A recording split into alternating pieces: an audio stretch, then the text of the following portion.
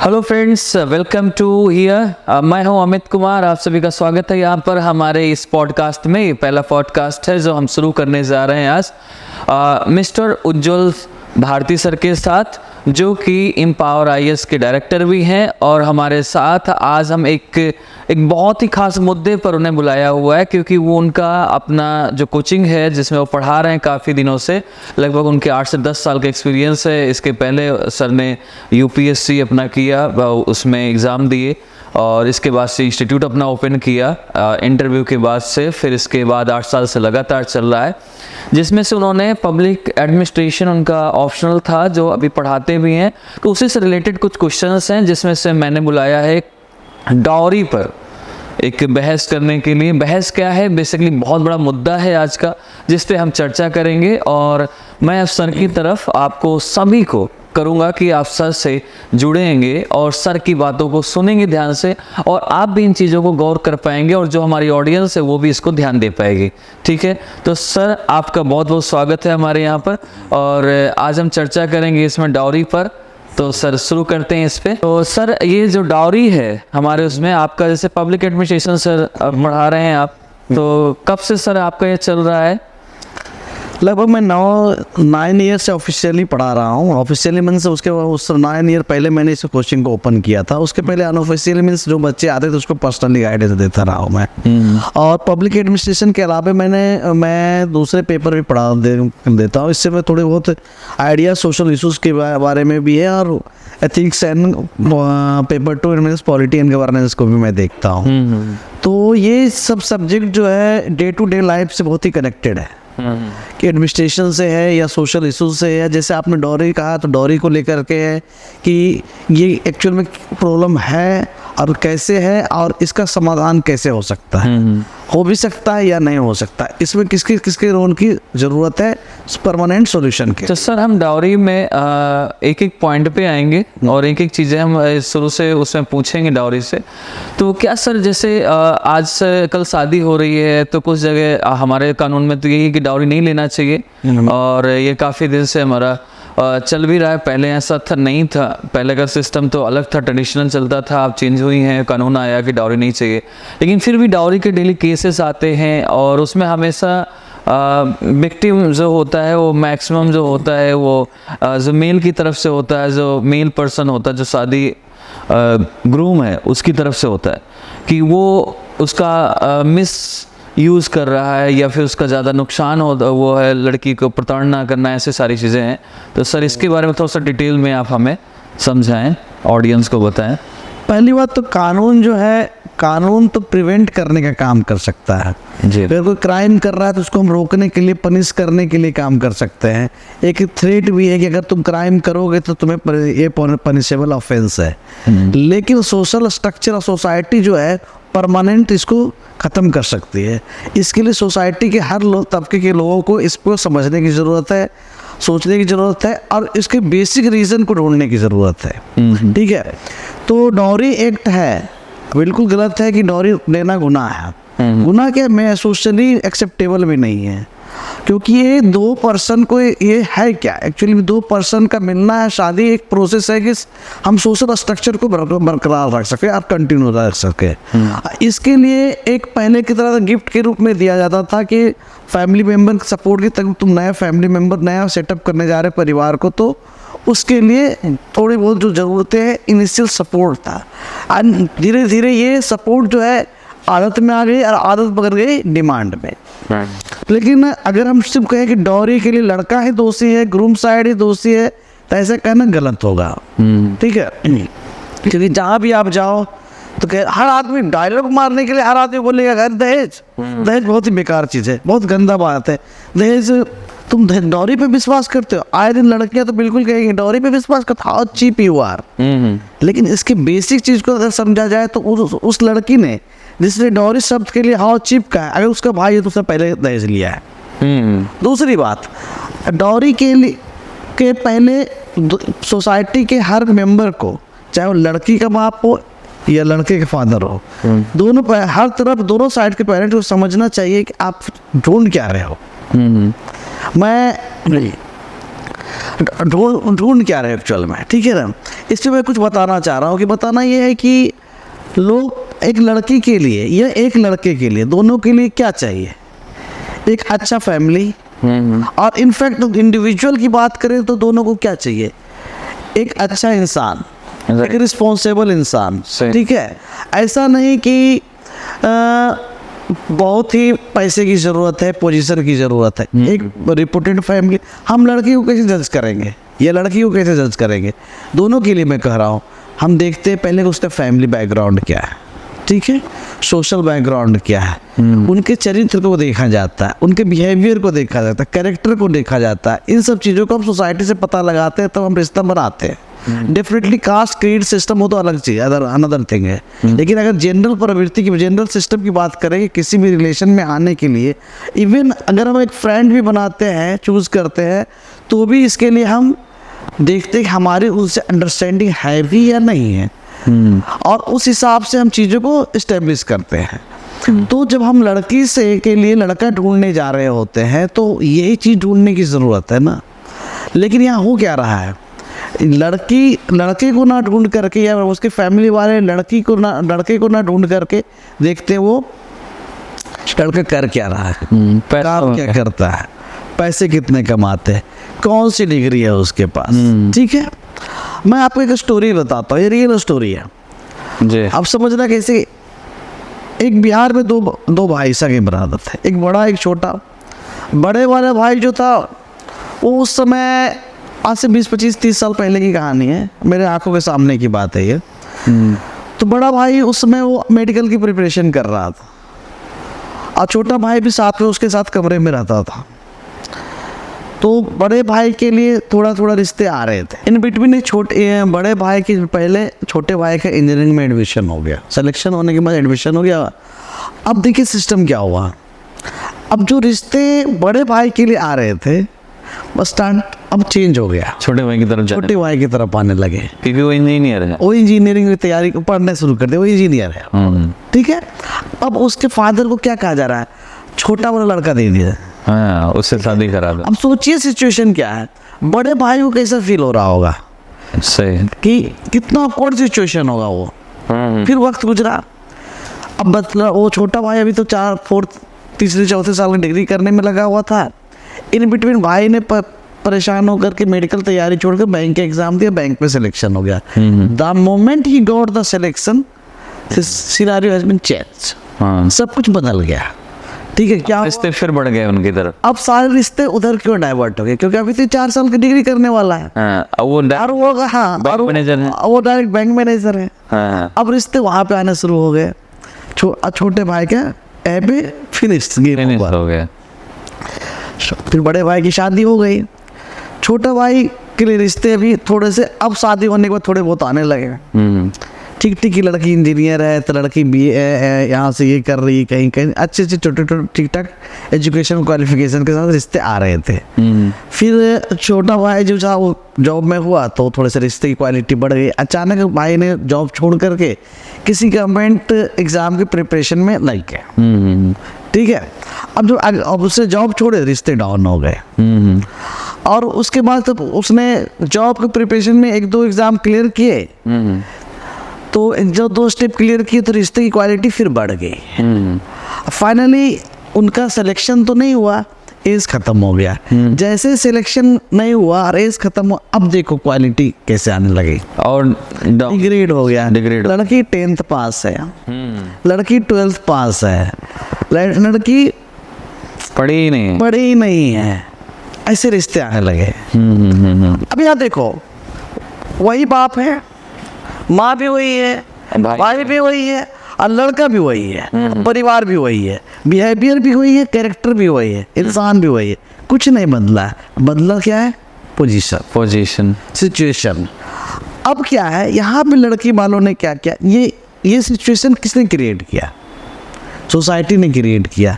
अब इसमें ये कहेंगे लड़की वाले की मैं क्या गवार अनपढ़ को, बेरोजगार को अपना बेटा देता हूँ, तो ये बात सोचने से पहले आप ये सोचो ना, आप कलेक्टर को बेटा दे दो, बेटी दे दोगे, और कलेक्टर बदतमीज बदमाश निकला तो अब वही गलत पर character अगर का निकला तो? लड़का अगर ये कह दे कि आपकी लड़की कितनी पढ़ी लिखी है, हाँ तो अब मेरे बराबर की होगी तो मैं शादी करता, तो फिर तो वो रह जाएगी। फिर, और जहाँ समानता की बात कर रहे हैं आप, एक तरफ डॉरी गुनाह कर रहे हैं, दूसरी तरफ आपको इंसान नहीं चाहिए, पोजीशन चाहिए, पोजीशन चाहिए, पोजीशन चाहिए, राइट। तो आप इंसान ढूंढ ही नहीं रहे हो, पोजीशन ढूंढ रहे हो। और जब पोजीशन ढूंढ रहे हो तो फिर डाउन पेमेंट चाहिए, कोई डॉरी ले रहा है, वो डॉरी ले रहा है। कुछ और ज्यादा हैबिचुअल ऑफेंडर होते हैं, वो इंस्टॉलमेंट भी मांग लेते हैं, इसको सपोर्ट नहीं कर रहा पोजीशन हूं, के लिए उसने खर्च किया है। पोजीशन के लिए खर्च किया है। आपने क्या किया है, आप कर क्या रहे हो कि ना अपने बच्चे को आप तैयार एजुकेट ही नहीं कर रहे हो।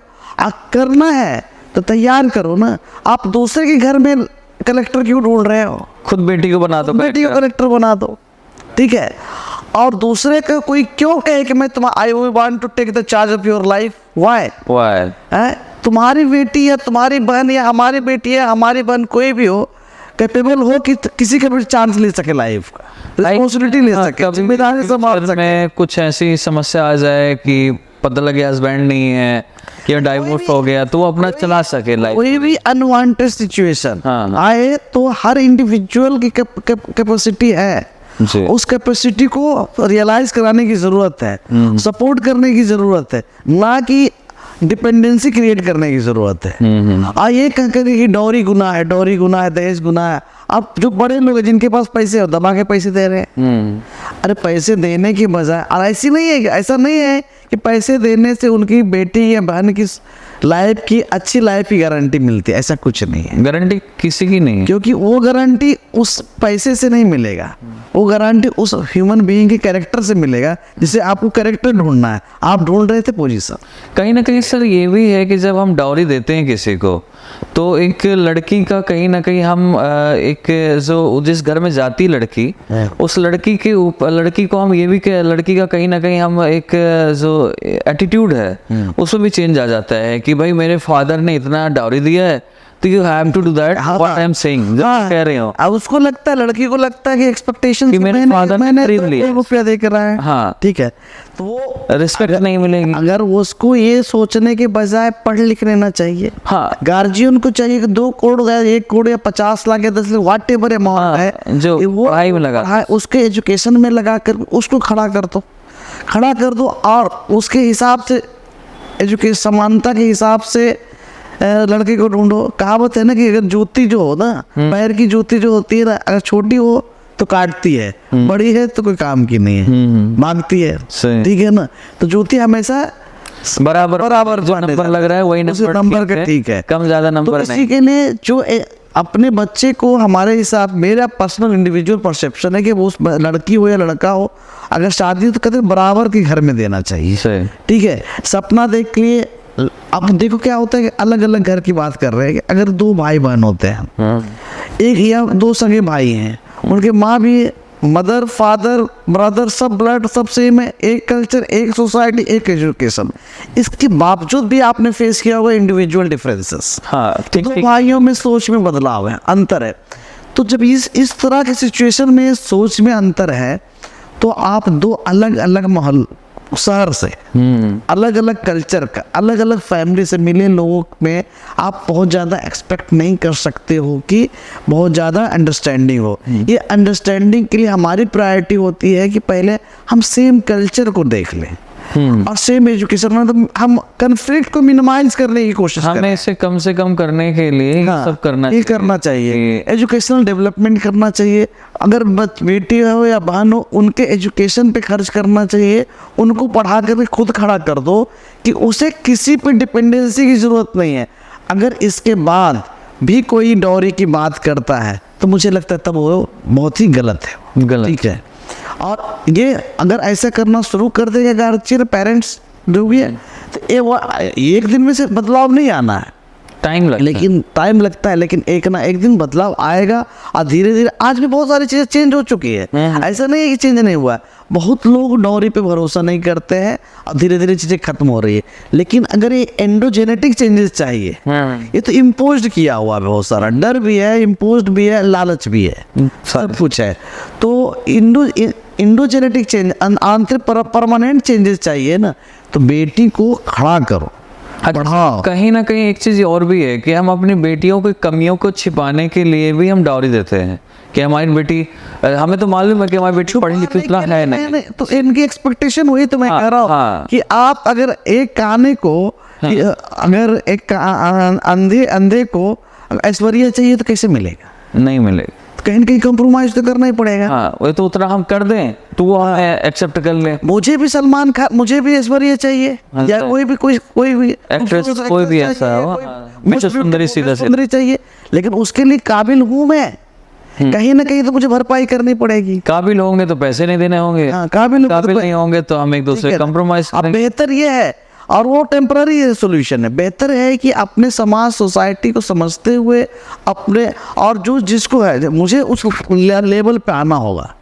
ठीक है। तो ये नहीं कि भाई कि कोई इनका अधिकतर समाज में क्या है, गवर्नमेंट जॉब चाहिए, क्यों सिक्योर है, क्यों सिक्योर है भाई?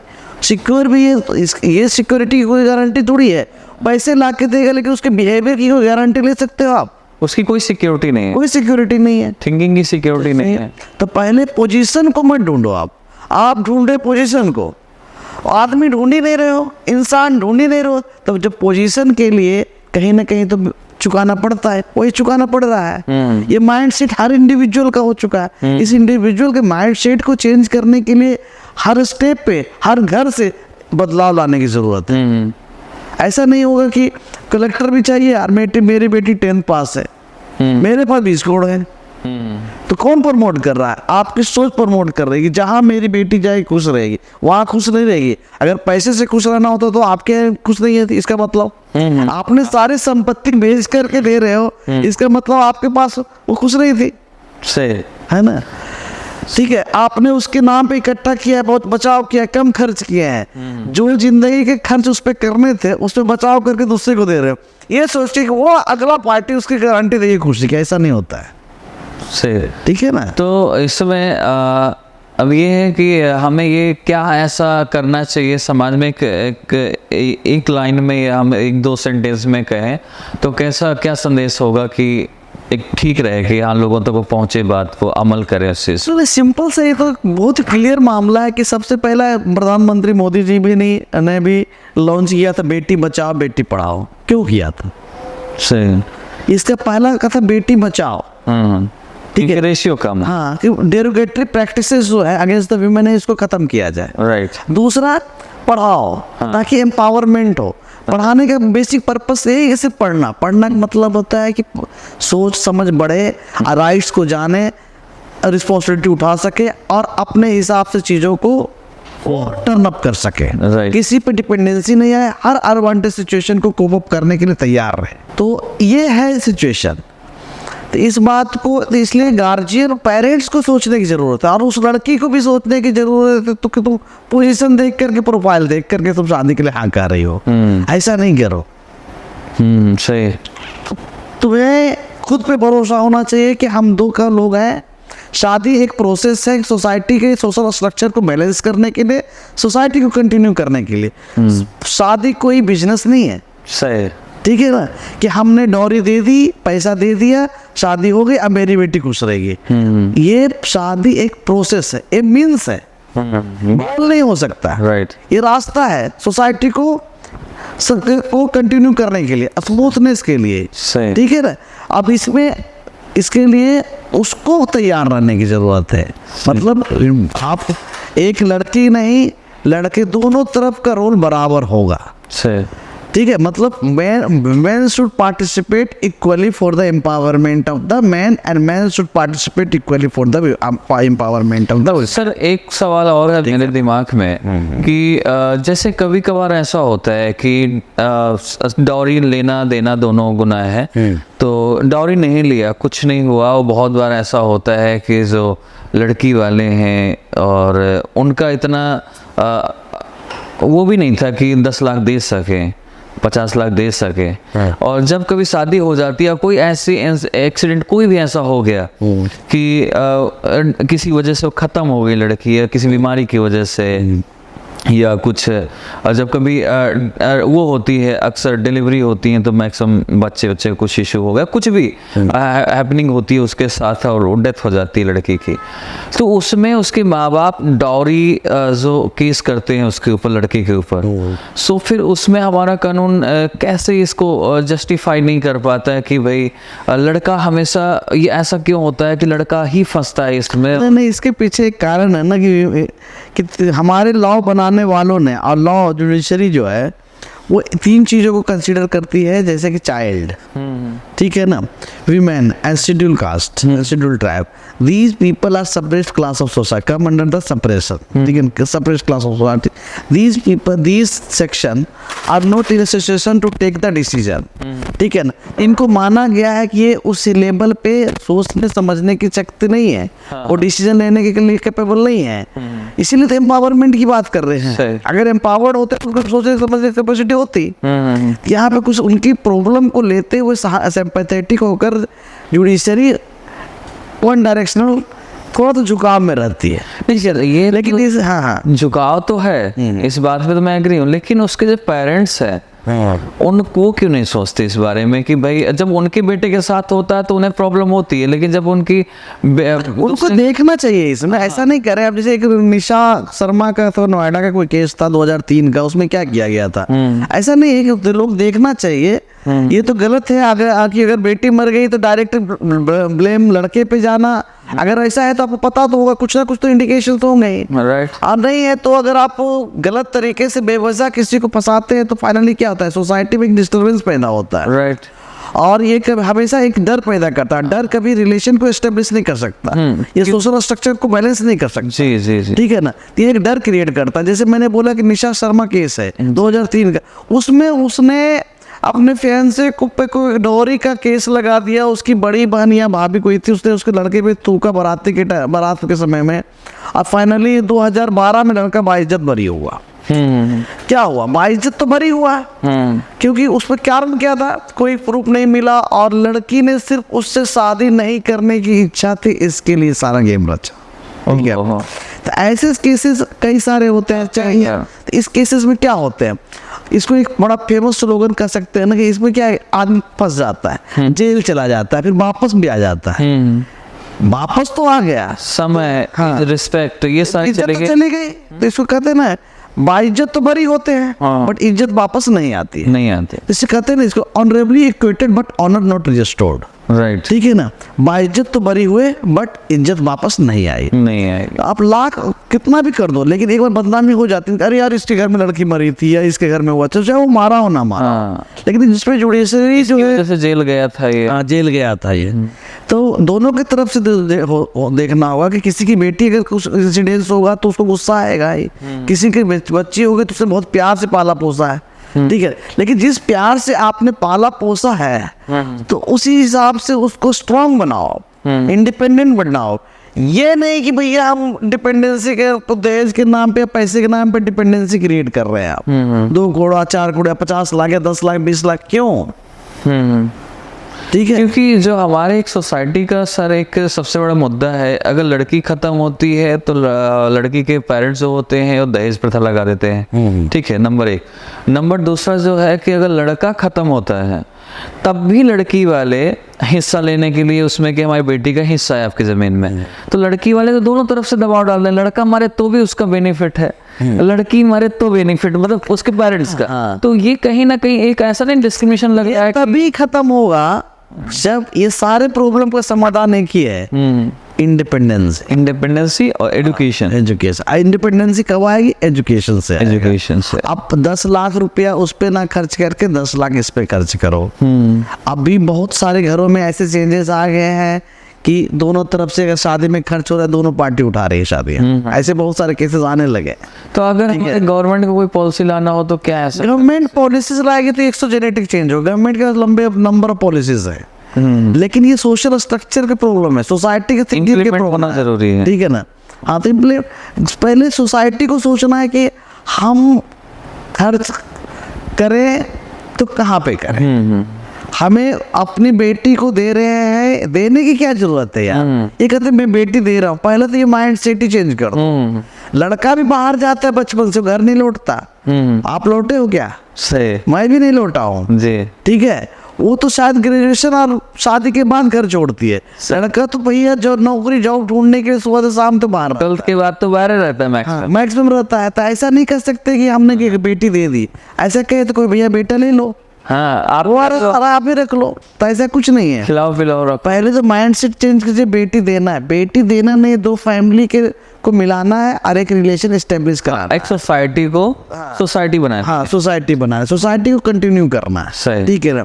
इसमें आप कहीं से प्रेशर मत क्रिएट करो और ना प्रेशर लो कि मैं बेटी विदा कर रही हूँ। पहले के ज़माने में आज से 10-20 साल पहले क्या होता है, एक बार बेटी विदा हो गई तो अर्थी घर है। ये बिल्कुल ही फिल्मों में यही होता था। फिल्मों में होता था। अब फिल्म भी सोसाइटी से ही लेकर चलते थे। ये सब फर्जी की चीजें हैं। बेटी हो या बेटा हो, आपका आपने पाला पोसा है, सबका प्यार है। वो क्यों मरे? क्यों मरेगा? क्यों डॉरी के नाम पे, पैसे के नाम पे क्यों मरे? सही। ठीक है ना? तो इसका समाधान यही है कि भाई परमानेंट सॉल्यूशन मेरे हिसाब से तो यही है कि पहले तो इसको खड़ा करो, तैयार करो, और अगर उसके बाद भी ऐसे लोग जो इच्छा करते हैं ना, उनको साइड करो। सही। मतलब वहां से उसका कैरेक्टर डिफाइंड हो जाएगा कि लड़का ठीक ही नहीं है। लेकिन बिना कुछ किए आप एक्सपेक्टेशंस रख रहे हो कि भाई मेरे 8वीं पास लड़की या कलेक्टर से शादी कर रहे हैं, हाँ, तो ये भी कहीं ना कहीं गलती है ना गलत कि है। इसकी भरपाई करने के लिए आप डॉरी देते हैं। सीधी बात। ठीक है ना? तो इन चीज़ों से दूर बढ़िए। बच्चा डॉरी किसी भी रूप में सही नहीं है, लेकिन मैंने यहाँ पे किसी का समर्थन ना करते हुए सिर्फ यही बताया है कि आप इसको दूर करने के लिए उधर ना देख करके, पोजीशन को ना देखें, इंसान को ढूंढिए। देखिए, सबसे पहली बात है कि इंसान पहले तो मेरे हिसाब से लड़की को या लड़की के फैमिली को इंसान ढूंढना है, बट इंसान ना ढूंढ कर ही पोजीशन ढूंढ रहे हैं। प्रोफाइल पर ऐसा ही आता है आज के डेट में, एकदम पूरा ही कॉर्पोरेट हो चुका है। डेट ऑफ बर्थ, टाइम, कुंडली, ये सेकेंडरी हो गया। अगर लड़का ना थोड़ा सा नीचे गया, बहुत अच्छा रहा, कुंडली भी मिसमैच हो जाती है। पंडित जी को पैसे दो, निकल गई कुंडली, तो कुंडली का मामला ही खत्म है। पोजीशन का मामला है, 100% पोजीशन का मामला है। पोजीशन है। अगर वो दो लोगों को चॉइस करना रहेगा, रेलवे स्टेशन मास्टर है या इनकम टैक्स इंस्पेक्टर है, किसको चूज करेंगे बताइए? डिस्पाइट कि रेलवे स्टेशन मास्टर का फैमिली बैकग्राउंड बहुत अच्छा नहीं है, बहुत अच्छा है, सॉरी, और इनकम टैक्स इंस्पेक्टर का फैमिली बैकग्राउंड थोड़ा बुरा है, फिर भी ये इनकम टैक्स इंस्पेक्टर क्यों जाएंगे? क्योंकि इनको पहले से एक्सपेक्टेशन से कि कमाता ज्यादा होगा। तो आज सर ने हमें बताया कि डॉरी के बारे में, कि डॉरी हमें कैसे खत्म कर सकते हैं। उसके सीधा एक सिंपल सा जवाब है कि बच्ची को एडुकेट किया जाना चाहिए, और जो पैसा हम डॉरी के रूप में दे रहे हैं उसको अगर हम उसकी पढ़ाई पर, उसकी जो लाइफ है उस पर लगा दें, तो वो एक तो खुश रहेगी पूरे जीवन कि उसके पेरेंट्स ने उसको जो चाहा वो कराया, उसको जो चाहा वो पढ़ाया, और जहाँ चाहा वहाँ पढ़ के आई है। और इसके साथ साथ वो ये भी है कि आगे जो करेगी अपने दम पर कर रही है, और चीज़ें वो अपने पैरों पे खड़ी है, और अपने फैमिली के, और जहाँ भी जाएगी शादी करके तो वहाँ पर भी वो दबाव महसूस कभी नहीं करेगी, और डायरी की वजह से तो कभी कुछ इशू आएगा ही नहीं। तो ऐसी चीज़ों से रहेंगे। आगे भी हमारे ऐसे पॉडकास्ट आते रहेंगे, उनमें देखने के लिए और सुनने के लिए अच्छी अच्छी बातों पर जो समाज की ज़रूरत है बेसिकली, उस पर हम चर्चा करेंगे। तो अगले पॉडकास्ट के लिए आपको जानना है तो इसके लिए थोड़ा सा चैनल को जरूर सब्सक्राइब कर दें। Thank you.